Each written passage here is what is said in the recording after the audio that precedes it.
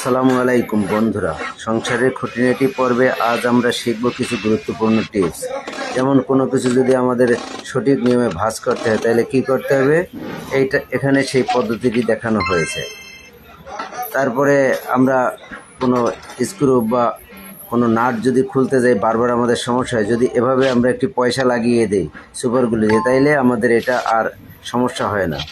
কোনো থ্রেডের প্যাচ কেটে গেলে আমরা কি করতে পারি, এই যে এভাবে সেটা সমাধান করতে পারি। এই যে আমরা ছিদ্র করলাম, দেখেন এই কাঠটা কিন্তু ফেটে গিয়েছে। যদি আমরা এই পদ্ধতিটা অবলম্বন করি তাহলে কিন্তু ছিদ্র করার সময় কাঠটা আর ফাটবে না। তারপরে কোথাও যদি আমরা জয়েন্ট দিই, এভাবে যদি একটু পয়সা ভাঁজ করে এভাবে জয়েন্টটা দেই তাহলে কিন্তু নর্মালের চেয়ে অনেক মজবুত হয় জয়েন্টটি। তারপরে এই যে দেখেন এখানে কিন্তু প্যাচ কেটে যাওয়ার সম্ভাবনা থাকে বা ইয়াটা টাইট হয় না। এই যে এভাবে যদি মাঝখানে একটা সাপোর্ট দিয়ে দেওয়া হয় তাহলে কিন্তু অনেক সুন্দর সাপোর্ট হয়। তারপরে এই যে আমরা যে রাবার ব্যান্ড আছে অনেক সময় খুলতে পারি না বা খোলা সম্ভব না, এই যে এই পদ্ধতি অবলম্বন করলে কিন্তু রাবার ব্যান্ডটা সহজেই